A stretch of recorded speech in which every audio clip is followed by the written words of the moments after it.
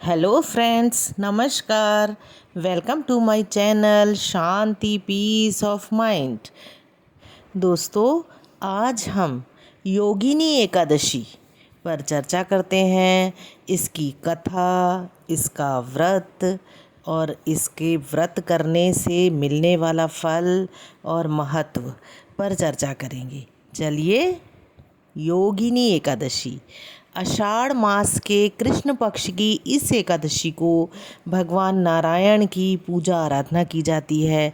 श्री नारायण भगवान विष्णु जी का ही एक नाम है, अतः अन्य एकादशियों के समान ही भगवान विष्णु के लक्ष्मी नारायण रूप की पूजा आराधना करनी चाहिए।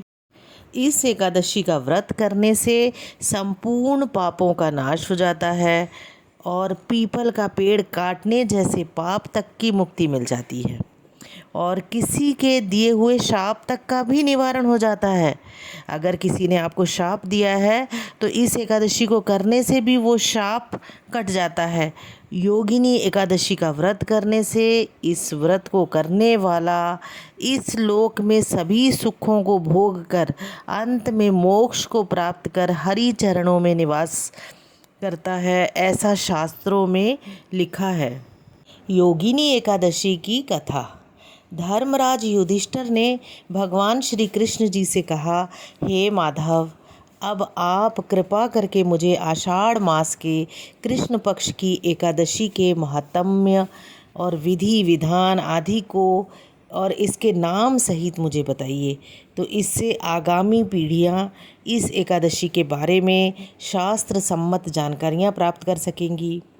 भक्त वत्सल भगवान श्री कृष्ण बोले, हे राजन, आषाढ़ मास के कृष्ण पक्ष की एकादशी का नाम योगिनी एकादशी है, जो समस्त पापों को क्षय करने वाला और इस लोक में सभी सुख और अंत में मोक्षदायक है। और इस एकादशी का व्रत, योगिनी एकादशी का व्रत करने से देवताओं के दिए गए शाप तक से मुक्ति हो सकती है। पुराणों में वर्णित है एक कथा, मैं आपको सुनाता हूँ, आप उसे ध्यानपूर्वक सुनिए।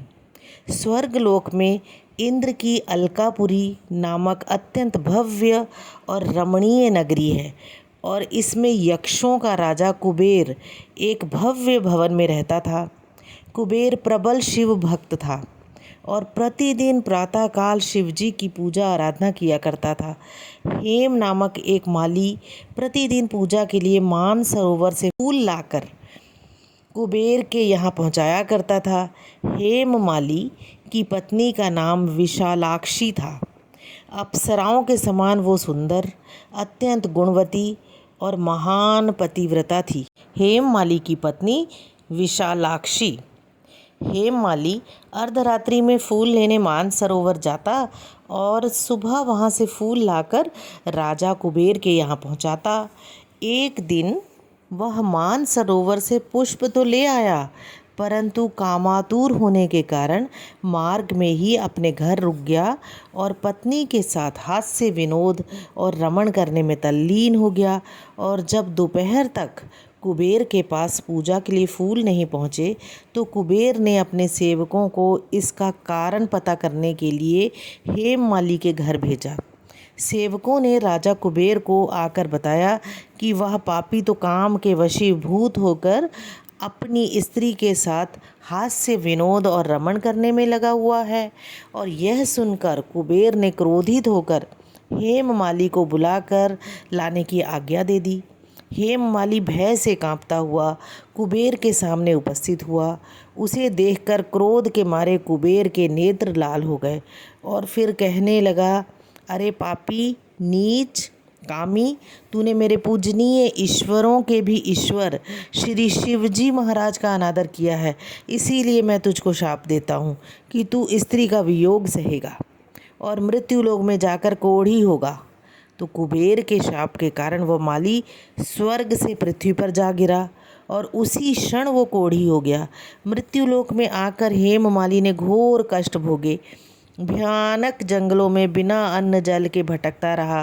रात्रि को निद्रा भी नहीं आती थी, परंतु शिवजी की पूजा के प्रभाव से उसको उसके पिछले जन्म की स्मृति का ज्ञान अवश्य रहा। घूमते घूमते वह मार्कंडेय ऋषि के आश्रम में पहुंचा। हेममाली वहां जाकर उनके चरणों में जा गिरा। उसको देखकर मार्कंडेय ऋषि बोले, तुमने कौन से ऐसे पाप किए हैं जिससे तू कोढ़ी होकर महान दुख भोग रहा है? तो हेममाली बोला, हे मुनि, कुबेर का सेवक हूँ मैं राजा की पूजा के लिए प्रतिदिन पुष्प लाया करता था। एक दिन अपनी स्त्री के साथ विहार करते करते देर हो गई और दोपहर तक पुष्प लेकर ना पहुंचा, तो उन्होंने मुझे शाप दिया कि तू अपनी स्त्री का वियोग सहते हुए मृत्युलोक में जाकर कोढ़ी बनकर दुख भोग। तो इससे मैं कोढ़ी हो गया और महान कष्टों को भोग रहा हूँ। आप कोई ऐसा उपाय बतलाइए ऋषिवर, जिससे मेरी मुक्ति हो जाए। तो हेममाली की यह व्यथा सुनकर ऋषि बोले, तूने मेरे सन्मुख सत्य वचन कहे हैं, इसीलिए मैं तेरे उद्धार के लिए एक व्रत बताता हूँ। यदि तू आषाढ़ मास के कृष्ण पक्ष की योगिनी एकादशी का विधि पूर्वक व्रत करोगे तो तुम्हारे सारे पाप नष्ट हो जाएंगे। इस पर हेममाली बहुत प्रसन्न हुआ और मुनि के वचनों के अनुसार योगिनी एकादशी का विधि पूर्वक व्रत किया, जिसके प्रभाव से वह फिर अपने पुराने रूप में आ गया और अलकापुरी पहुंचकर अपनी स्त्री के साथ आनंद पूर्वक रहने लगा।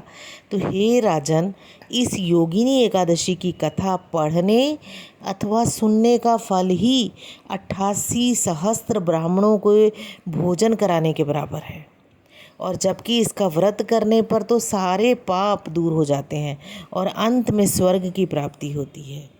जय श्री कृष्ण। जय लक्ष्मी नारायण भगवान की जय।